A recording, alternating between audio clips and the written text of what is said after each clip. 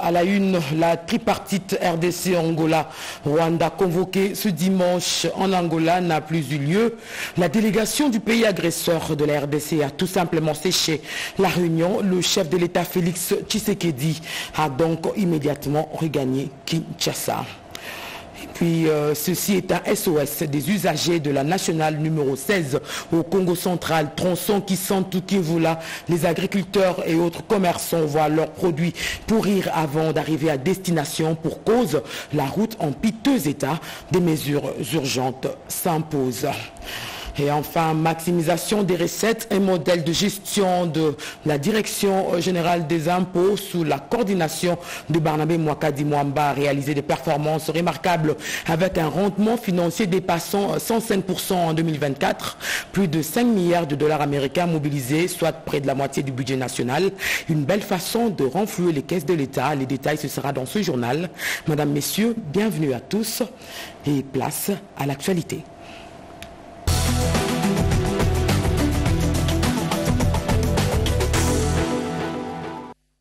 L'actualité, c'est le processus de Luanda pour la paix à l'est de la RDC. Le communiqué de la présidence de la République le confirme. Le président de la RDC, Félix Tshisekedi, a effectué un aller-retour de la capitale angolaise pour justement prendre part à un sommet tripartite RDC-Rwanda-Angola convoqué par João Lourenço. Sur place, le chef de l'État congolais a constaté la non-tenue de la réunion. La délégation du pays agresseur a séché la rencontre. Giscard Koussema. Ce dimanche 15 décembre, le président de la République, Félix-Antoine Tshisekedi Tshilombo, est arrivé à Luanda en Angola pour répondre à l'invitation lui adressée par son homologue João Lourenço dans le cadre du processus de Luanda censé mettre un terme au conflit armé qui oppose la RDC au Rwanda. Accueilli par le ministre angolais des Relations extérieures, Tété Antonio, le chef de l'État s'est directement dirigé au palais présidentiel de Luanda, cadre choisi pour le sommet tripartite. À l'heure indiquée, l'hôte du sommet, João Lourenço, attendait deux chefs de l'État et finalement, seul le président Félix Tshisekedi a répondu favorablement à son invitation. Les deux chefs d'État ont fait les constats d'échec de la tripartite voulue par la médiation après l'annulation de participation de la partie rwandaise sans qu'aucune raison ne soit communiquée. Malgré ces constats d'échec, les présidents Tshisekedi et João Lourenço se sont longuement entretenus autour de ces processus qui restent une des alternatives pour mettre hors du territoire national les forces armées du Rwanda.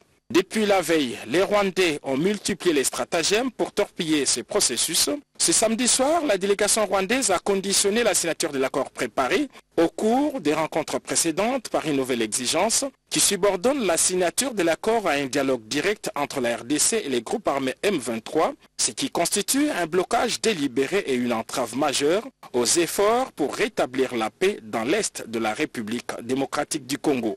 En introduisant cette condition de dernière minute contraire aux discussions précédentes, les Rwandais démontrent une fois de plus son soutien inconditionnel au M23, un groupe armé impliqué dans des violations graves des droits humains et dans des activités déstabilisatrices en République démocratique du Congo. Cette posture irresponsable met en péril la paix et compromet les avancées majeures enregistrées, notamment la signature d'un plan opérationnel permettant d'une part le retrait des forces rwandaises du territoire congolais et d'autre part le désarmement et neutralisation des FDLR. Et c'est le plus grand centre culturel construit en Afrique centrale jusqu'ici. Le centre culturel et artistique pour l'Afrique centrale de Kinshasa, situé sur le boulevard Triomphal, est enfin ouvert. Fruit de la coopération sino-congolaise, financement de 100 millions de dollars américains, le chef de l'État, Félix Tshisekedi, l'a inauguré samedi. Guilain Kabalundi, Coco Molicho, reportage.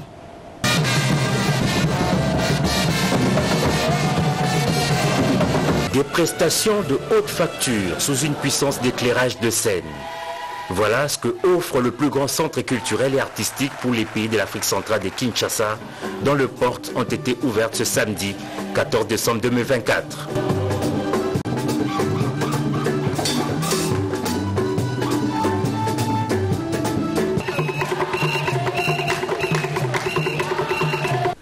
Situé sur le boulevard Triomphal, en face du Palais du Peuple à Kinshasa, ce centre culturel et artistique est d'une superficie de 93 000 mètres carrés et abrite une salle de spectacle de 2000 places, 2 amphithéâtres de 800 et 300 sièges, des studios d'enregistrement des dernières générations, une salle de danse ainsi que des chambres pour accueillir les hôtes.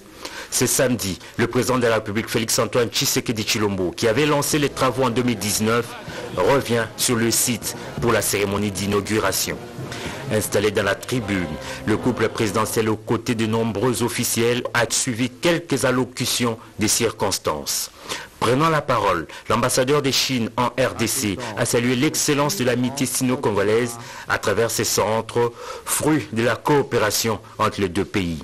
Un centre qui devra devenir le carrefour où se tissera les arts et la sauvegarde du patrimoine national, comme l'a fait remarquer la ministre congolaise de la Culture, des Arts et des Patrimoines. Yolande Elébé a par ailleurs invité les bénéficiaires à en faire bon usage. Des mots qui ont précédé ceux de la ministre de l'Enseignement supérieur et universitaire et celui du ministre de l'Urbanisme et Habitat, représentant du ministre d'État des Infrastructures. Après les mots est venu l'acte symbolique. Le président de la République a procédé à la coupure du ruban symbolique, marquant ainsi l'ouverture officielle des portes du centre culturel et artistique.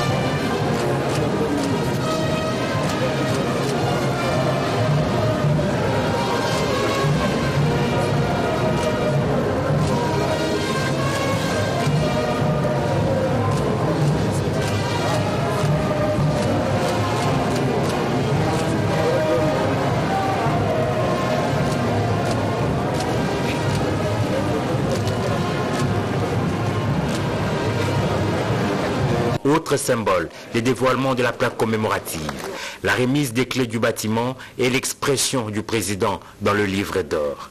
Une maquette du centre a été présentée au chef de l'État pour lui permettre de se faire une idée de tout le coin et recoin de ce centre culturel. À l'étape du Grand Théâtre, le couple présidentiel a suivi une projection vidéo, des spectacles et des animations culturelles.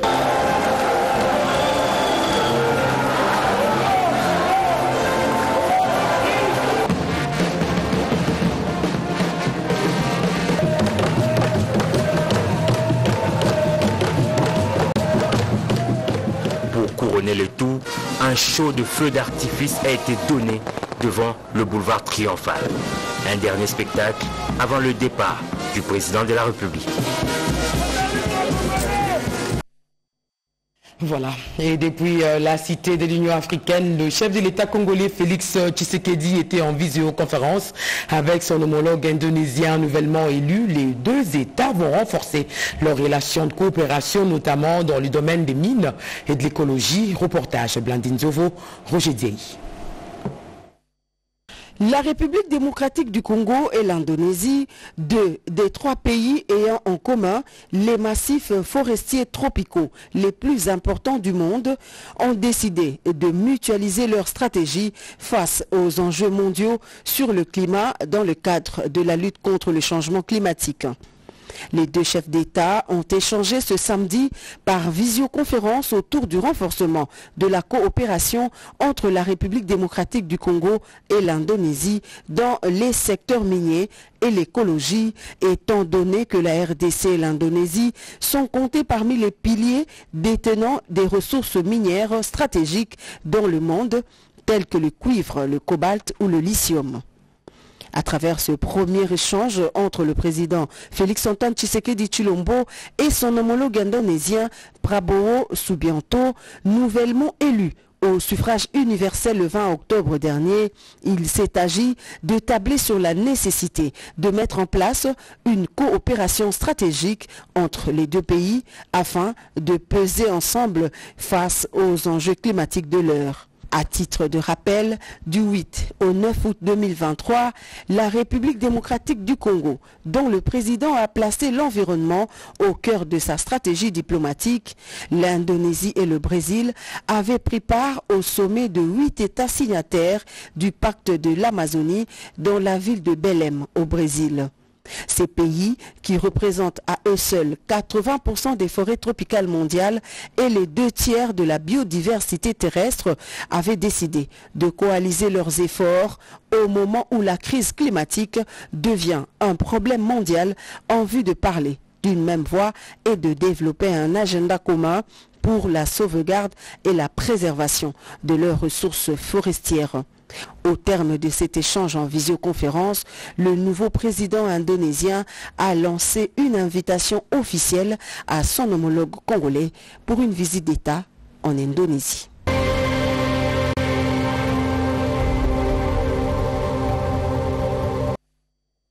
Direction Massimanimba, province du Kwilu, les électeurs se sont choisis ce dimanche leurs représentants au Parlement, une élection qui fait suite à l'annulation des scrutins de décembre 2023 émaillés de violence. On a donc vu ce matin à 6 heures déjà des milliers de Congolais de ce coin du pays amassés devant le bureau de vote. Un élément à suivre un peu plus tard. Une délégation gouvernementale est allée ce dimanche constater l'effectivité de la reprise des travaux de construction de la salle de spectacle Kinshasa Arena au stade de Martyrs. Un commentaire en image bien sûr, et c'est la voix de Yolande Voka. Les travaux de construction de Kinshasa Arena ont repris dans l'enceinte du stade de Martyrs de la Pentecôte. Une délégation gouvernementale et de responsables des entreprises commis à ces travaux ont été ce dimanche sur les sites pour constater l'effectivité de la reprise de travaux après plusieurs mois d'arrêt. Maintenant, en ce moment, les éléments bloquants ont été levés. Il n'y a plus rien qui va bloquer le projet. Alors l'entreprise a promis de rendre le projet au mois de septembre. On travaille d'arrache-pied avec tout le monde. On a une forte mobilisation et on pense tenir à cet ultimatum du mois de septembre 2025 pour la livraison complète du projet. On est accompagné par la CGT, donc les maîtres d'ouvrage. Des assurances ont été données sur la poursuite du financement par le gouvernement de la République. Vous savez, le projet était en arrêt à la suite des problèmes d'irrégularité des procédures et des maîtrises de coûts qui étaient jugés excessifs. Et le ministère des Finances qui a reçu les rapports a eu à faire des séances de travail avec la société Milvest.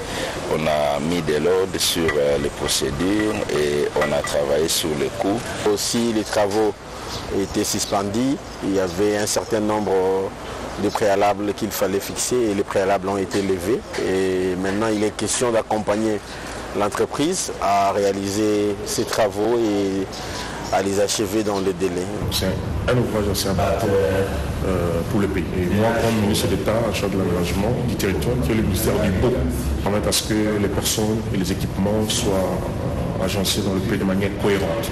Et que cette infrastructure d'Arena, nous attendons bien ferme, comme l'entrepreneur l'a si bien dit, dans 8 mois, nous reviendrons au côté du chef de l'État certainement, parce qu'il tient à ce que cet ouvrage soit achevé et non pas avoir un éléphant blanc dans la capitale. Les élus nationaux se félicitent de cette reprise de travaux de construction de cet édifice culturel et sportif par l'entreprise turque. Nous avons été ravis d'apprendre que d'ici le mois de septembre 2025, les travaux seront achevés et que le président de la République pourrait inaugurer ces infrastructures de haute facture qui sont en train d'être construites par des Congolais. Septembre 2025, c'est la date butoir pour la remise officielle de cet édifice. Et de son côté, l'agence congolaise des grands travaux suit de près l'évolution des travaux de construction des rocades. Ces méga infrastructures routières censées faire le tour de la ville. Les ouvrages de drainage, la couche de fondation et la stabilisation des talus sont bien visibles. Tete Bongunja, Robert Kalimba. À l'étape de la rocade sud-ouest, le directeur général a fait les constats, accompagné du directeur provincial qui l'a rejoint, de la levée de l'obstacle qui constituait les différents cimetières. L'exhumation et la relocalisation des tombes s'est fait en présence du représentant du Congo central, car le tracé des rocades de Kinshasa flirte avec la province de Simon Kimbangu. Quant aux travaux, une bonne zone est déjà revêtue de la couche des fondations, bordée par des caniveaux dont certains sont en cours de finition. C'est le cas notamment des abords de la cité Millennium, passant par la base des Krek 8 et évoluant en direction de Ngoudiabaka, frontière entre Kinshasa et les Congo central. Nikonda Nzao fait un état des lieux de changement remarqué 2 mois après le passage du ministre des ITP, Urbanisme et Habitat, ainsi qu'aménagement du territoire. Sur le linéaire, nous avons vu que la fois passée, on était au niveau de la couche de fondation. Et maintenant, nous allons constater avec moi que la couche de fondation est presque enterrée. C'est une manière de vous dire que les travaux avancent très très bien. Des caniveaux qui peu à peu envahissent tous les linéaires en travaux, des passages sous route mis en œuvre aux endroits indiqués, une planche de C de la couche de base en concassé 0,80, voilà autant de changements remarqués par les directeurs généraux de la CGT sur la rocade sud-est dont les travaux sont exécutés par Covec, sous-traitant des CISC SA. À cette étape, la visite était guidée par la mission des contrôles BK assistée de celle de surveillance composée de l'Office des routes et ACGT. L'avènement de ce projet a attiré des occupants que les autorités devront à tout prix encadrer afin que les abords de la route restent protégés. Une situation déplorable. Nous lançons ce cri d'alarme des usagers de la nationale numéro 16, tronçon Kisantu-Kivula Popo Kabaka. Cette route d'intérêt national est dans un état de délabrement qui ne dit pas son nom. Les produits des champs pourrissent avant même d'arriver à destination. Yvette Mankoutima. L'on se croirait dans une carrière où les creuseurs sont munis des pelles, pioches et autres.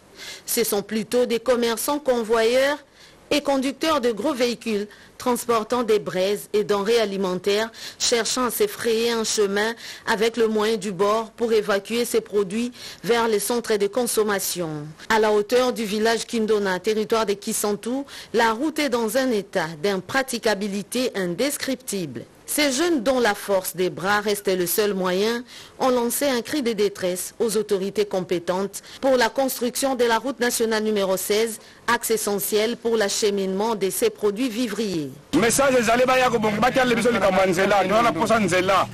Nous demandons aux autorités la réhabilitation de la RN16 Kisantu-Ngilinga jusqu'à la frontière. Les produits agricoles en provenance de ces coins du pays nourrissent Kinshasa. Depuis que nous avons quitté le village de Ngilinga, non loin d'ici, nous avons perdu plus d'une semaine. Nos produits, avocats, ananas et autres périssent ici. Aidez-nous.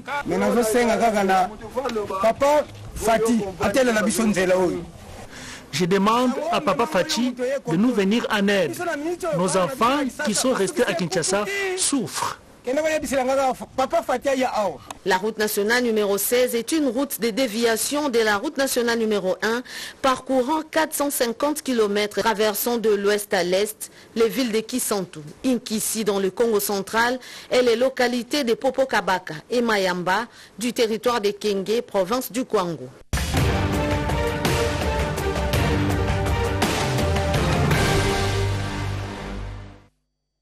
Et c'était une semaine bien remplie pour le garant de la nation congolaise. Il n'a pas seulement inauguré le plus grand centre culturel d'Afrique centrale, mais également il a déployé tant d'autres activités reprises ici dans la semaine du président. Sélection de Kibambi Somoïsa. Devant les 2 chambres du Parlement réunies en congrès au Palais du Peuple, le président de la République Félix Antoine Tshisekedi Tshilombo a prononcé son discours sur l'état de la nation dans une salle de congrès où l'on a noté la présence de tous les chefs des institutions de la République et des ambassadeurs et chefs des missions diplomatiques accrédités à RDC. Le chef de l'État a, dans son allocution, repris l'action menée durant l'année 2024. Sur le plan économique, le taux de change a été stabilisé. Les réserves internationales atteignent 6 milliards 117 millions 50 000 dollars américains. Des mesures ont été aussi prises pour sécuriser le pouvoir d'achat. Le litre d'essence est passé de 3 340 à 2 990 francs congolais et celui du gasoil se vend à 2977 au lieu des 3435 francs congolais par le passé. 8 produits alimentaires de première nécessité connaissent aussi une baisse sensible de prix. Concernant les embouteillages, le chef de l'État a dit avoir instruit le gouvernement de procéder à une évaluation approfondie des mesures existantes et de proposer les améliorations ou ajustements significatifs pour remédier aux embouteillages. À la question relative au banditisme et au phénomène Corona, des mesures sont prises. Le gouvernement a lancé le processus de dotation en matériel roulant à la police nationale et aux administrateurs des territoires pour leur itinérance. Crise sécurité dans l'Est de la RDC, le président de la République a réitéré sa détermination à y mettre fin. Il a aussi exprimé sa solidarité aux victimes, soulignant que les efforts ne cesseront pas pour leur porter assistance et protection.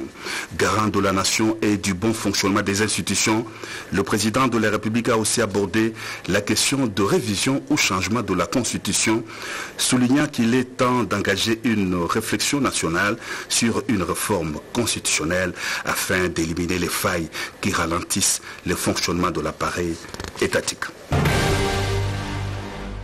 En début de semaine, le président de la République, Félix Antoine Tshisekedi Tshilombo, a procédé à l'hôtel Pullman au lancement officiel de la conférence sur la lutte contre la corruption. Mobiliser la jeunesse africaine contre la corruption pour des lendemains meilleurs, c'est le thème principal de cette conférence qui a été organisée par l'Inspection générale des finances en collaboration avec le Forum des inspections générales d'État et institutions de contrôle assimilées d'Afrique. La conférence a réuni les présidents de l'Assemblée nationale et du Sénat, la première ministre, plusieurs membres du gouvernement, des chefs des délégations de pays membres du Forum des inspections générales d'État et des représentants d'organisations non gouvernementales. Dans son allocution des circonstances, le chef de l'État a souligné que la lutte contre la corruption n'est pas que l'apanage de quelques-uns, mais aussi une responsabilité collective, appelant à une mobilisation générale pour éradiquer ces fléaux.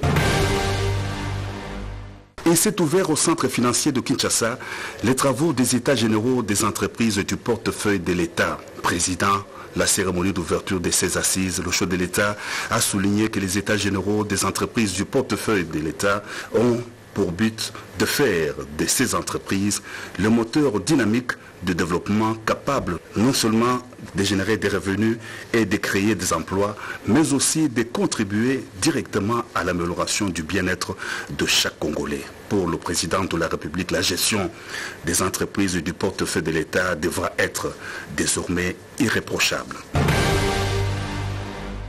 Le vendredi, le chef de l'État Félix Antoine Tshisekedi Tshilombo a présidé à la Cité de l'Union africaine la 26e réunion du Conseil des ministres.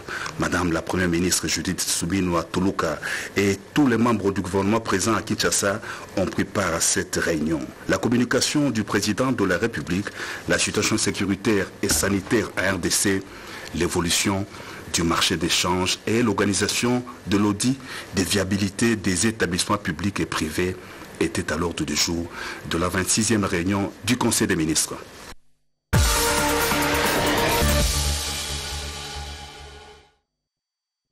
Et si vous n'avez pas suivi l'actualité pendant la semaine, rattrapez-vous à travers notre rubrique La semaine en 5.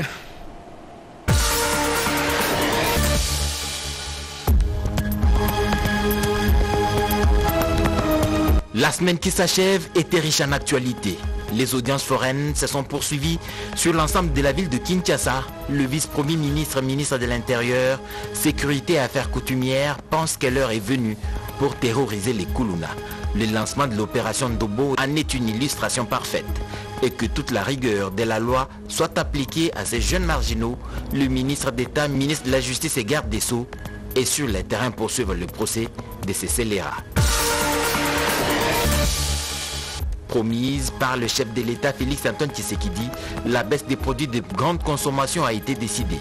Les prix de riz, sucre, poisson, poulet, sans être exhaustifs, ont dégringolé à la suite de l'accord signé par les gros importateurs membres de la Fédération des entreprises du Congo FEC et le gouvernement de la République.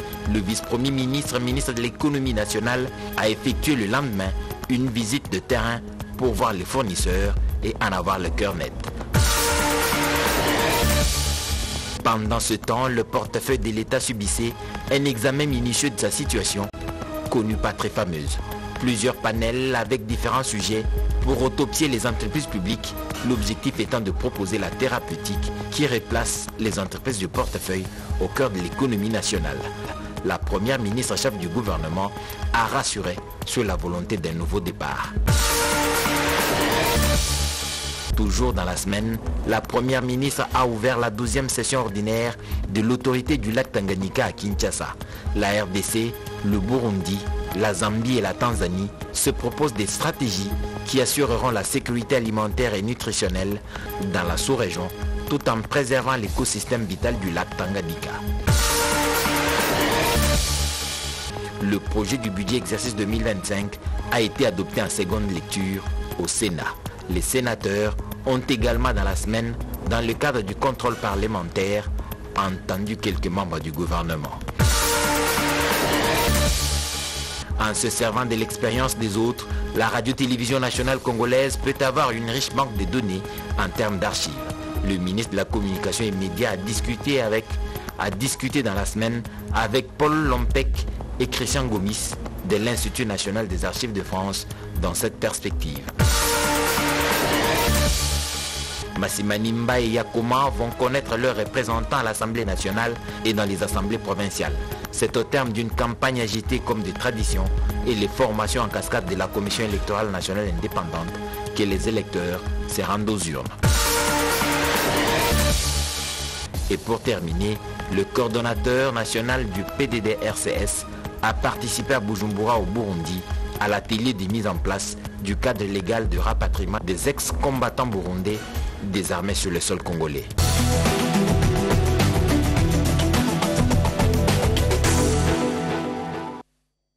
Et c'est la suite de l'actualité. Retenez que la RDC va abriter le 4e colloque des soins infirmiers et obstétricaux en novembre 2025. C'est le président national de l'Ordre national des infirmiers qui l'annonce dans ce reportage de Joséphine Liondo, Yaele et de Bobette Yenga. La République démocratique du Congo met le bouchée double pour réussir le colloque africain des soins infirmiers et obstétricaux prévu en 2025. Le président national de l'Ordre des infirmiers et sages-femmes qui veille au grain a réuni ce samedi 14 décembre 2025 le corps infirmier et sages-femmes.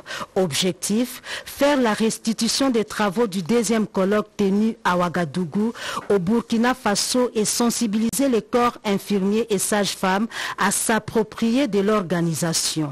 Pour Kombadjeko, la RDC, pays hôte de la 3e édition du colloque des soins infirmiers et obstétricaux, sera sous le projecteur. Nous allons voir dans le domaine de la recherche à quel niveau se trouvent les pays francophones d'Afrique. Sur le plan de la qualité de services à rendre à la population, quel est le niveau atteint par les professions infirmières et sages-femmes en Afrique. Sur le plan de leadership infirmier, quel est le niveau de satisfaction que la population a vu dans le leadership infirmier. 1000 personnes sont attendues pour ces assises. Elles viendront de 20 pays d'Afrique francophone.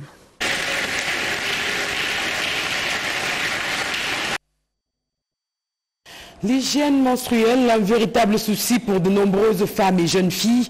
Certains centres de santé locaux ont reçu des kits destinés à soulager les bénéficiaires. Mireille Ndeke. Comme partout dans le monde, plusieurs jeunes filles congolaises sont butées à de sérieux problèmes financiers pour garantir leurs protections intimes. C'est dans cette logique que la Miss Indépendance RDC, Océane Poundou, après son élection en 2023, s'est fixé l'objectif d'accompagner les jeunes filles de son pays dans la lutte contre la précarité mensuelle.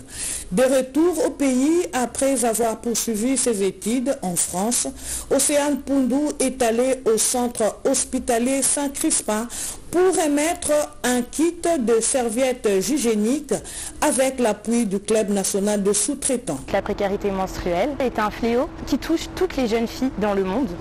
Ce n'est pas seulement au Congo, mais au Congo c'est un problème qui est majeur, car beaucoup de jeunes femmes sont en situation de pauvreté, de précarité, et donc les menstruations deviennent un fardeau. Elles n'ont pas la possibilité, pour certaines, d'avoir accès à des bandes hygiéniques, donc elles utilisent des tissus ou d'autres éléments qui ne sont pas adaptés et qui peuvent engendrer des problèmes de santé comme des infections. Au nom des bénéficiaires, le docteur Mouzombi n'est pas resté indifférent face à ce geste louable venant d'une jeune femme éprise d'amour pour la condition hygiénique de la femme dont la jeune fille. Nous sommes très heureux.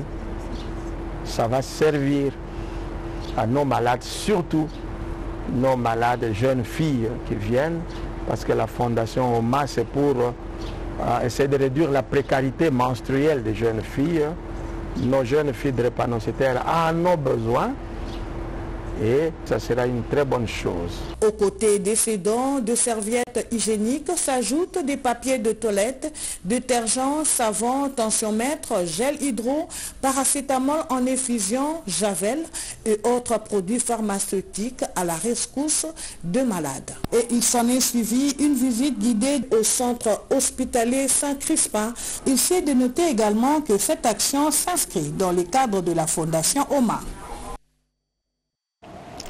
Et un conflit foncier qui touche le domaine de la santé, précisément la division provinciale de la santé, dont le terrain a été spolié. Le ministre de la Justice prend le dossier à bras-le-corps. Rodépanda.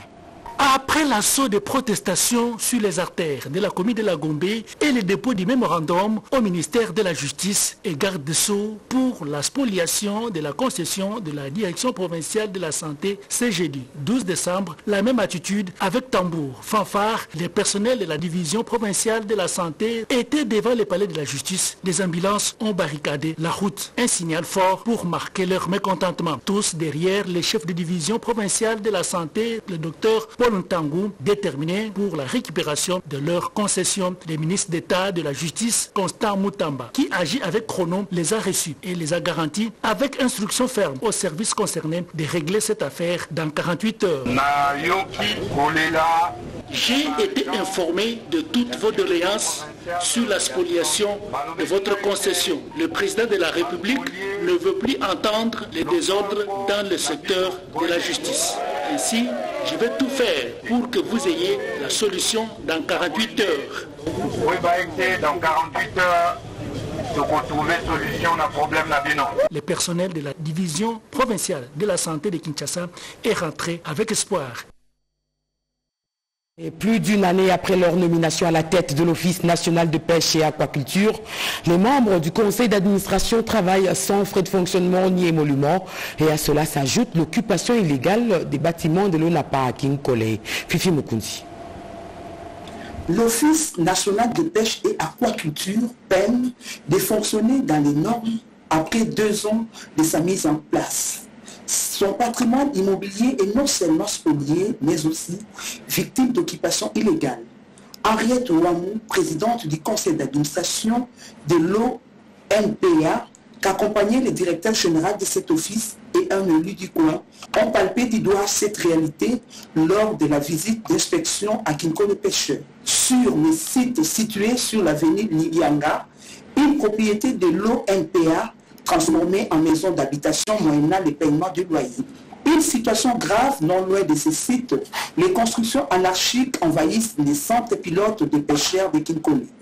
Du coup, tout un quartier sort des terres. Nous sommes venus aujourd'hui nous rendre compte de ce qui revient des droits à cette structure, notamment les infrastructures laissées par l'ONP qui existe à Kinkole Pêcheur, que l'ONPA a sonné les glas de récupérer tout ce qui lui appartient. Et finalement, l'ONP ne sait pas travailler, on est bloqué.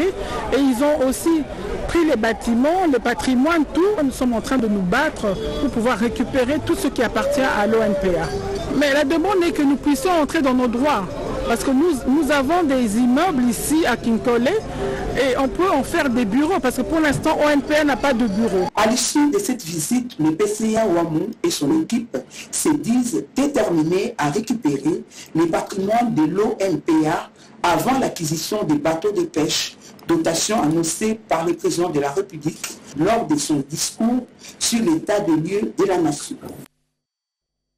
Il est dangereux d'utiliser le téléphone quand on conduit.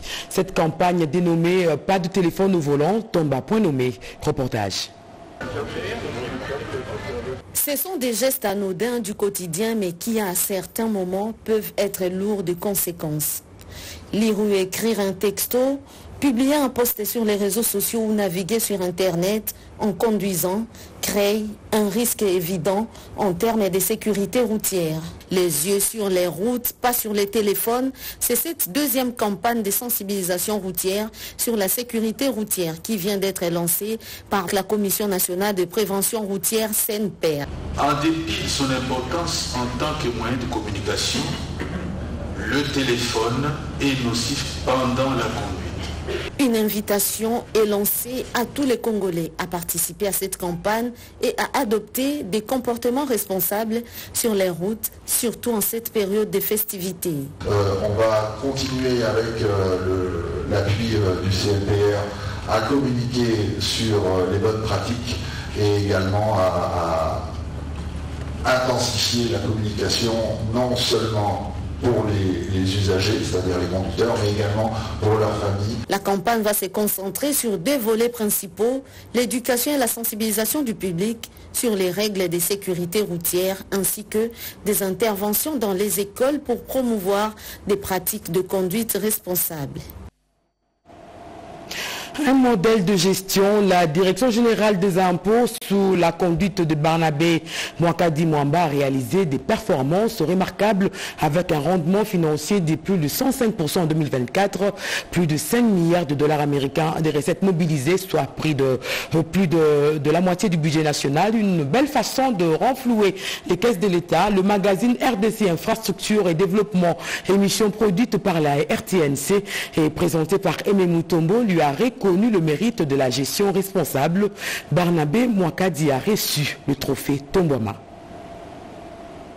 On ne le voit pas souvent sur les antennes de télévision, mais Barnabé Mwakadi Mwamba, directeur général de la Direction générale des impôts, est, on peut le dire, un héros dans l'ombre.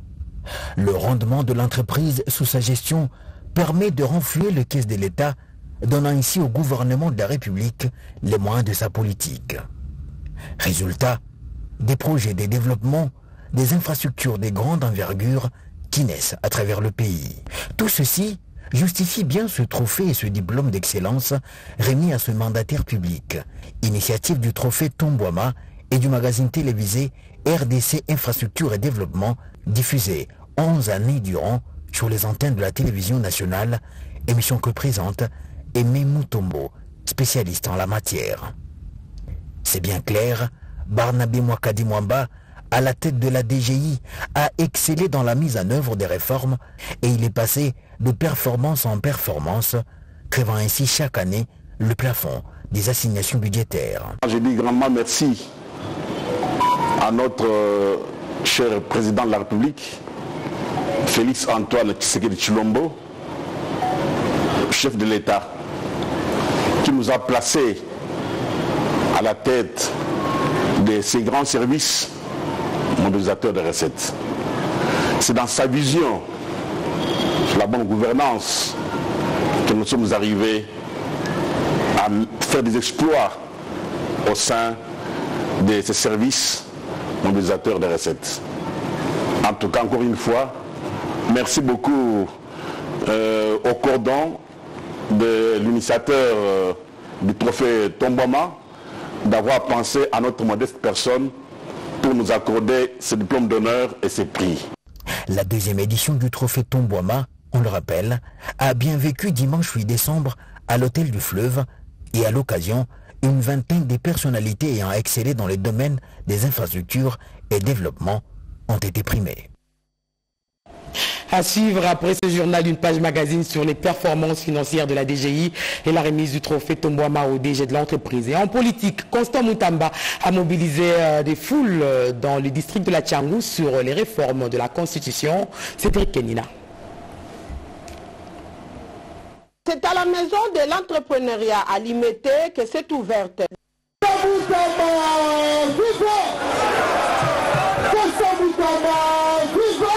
Des Des milliers de personnes, drapeaux en main, sous le soleil accablant de Kinshasa. Les terrains Bouddha, dans la commune d'Ndjili, a refoulé du monde. L'opposition républicaine, avec à sa tête Constant Moutamba, a mobilisé plus que prévu autour de la réforme constitutionnelle.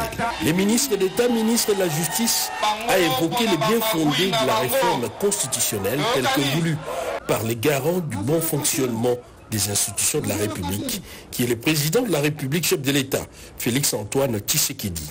Tout de suite, l'unanimité s'est créée autour de ces projets. La foule a scandé à tue-tête pour les changements de la loi fondamentale. Cependant, c'est lui qu'on appelle le crocodile de Lubao a jeté les pavés dans la mare pour fustiger les comportements hypocrites selon lui de l'opposition radicale qui joue au Ponce Pilate. Le leader de l'opposition républicaine a salué l'ouverture politique manifestée par le chef de l'État avec la mise en place d'un gouvernement inclusif. Dans le chapitre de la lutte contre le banditisme urbain appelé Kuluna, l'accent a été mis sur la nécessité de renforcer l'opération Zéro Kuluna, enfin d'éradiquer le phénomène des gangs urbains. Il a invité par ailleurs les citoyens à dénoncer activement tout cas de criminalité et à participer à cette lutte nationale pour restaurer la sécurité dans le quartier.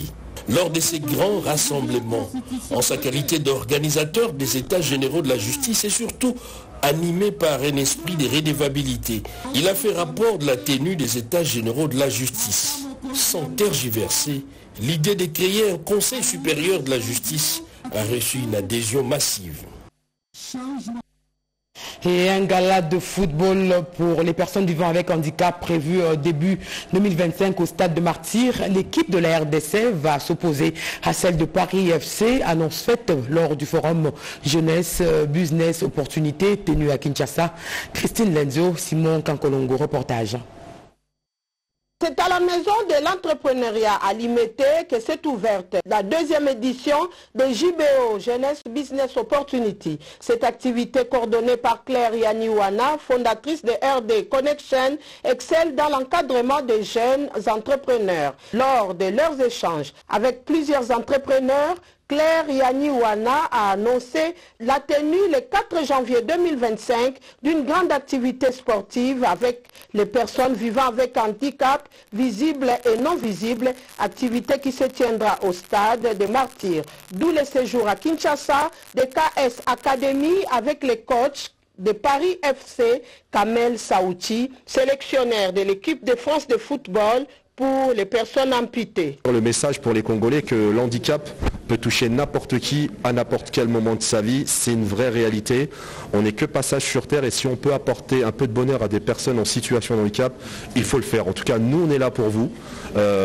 L'idée c'est pas de faire un match pour faire un match, c'est de pérenniser nos relations avec le Paris FC Handifoot, non pas sur le court terme, mais sur le long terme. Et je dirais pour finir, merci au peuple congolais. On vient avec un éléphant à la maison, nous les déposons et chacun prend sa part, chacun tire. Et je crois qu'avec le président de la République, si lui-même peut être comme Kamel est en train de souhaiter et que surtout tout le monde souhaite qu'il soit le premier à ouvrir et surtout à faire, comme on dit, le coup d'envoi de ces matchs.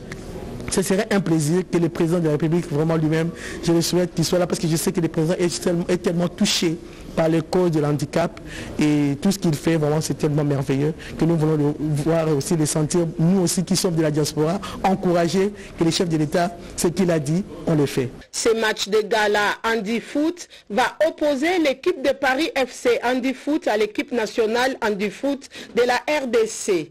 L'organisatrice de JBO, Claire Yaniwana, coordonnatrice nationale et internationale de KS Academy, travaille à Kinshasa avec la fondation Masunda Panzi qui œuvre déjà dans l'encadrement des personnes avec handicap. Il y a aussi la collaboration avec le gouvernement de la RDC et des fédérations de Handifoot de la France et de celles de la RDC, aussi avec l'aide de l'ambassade de la RDC en France.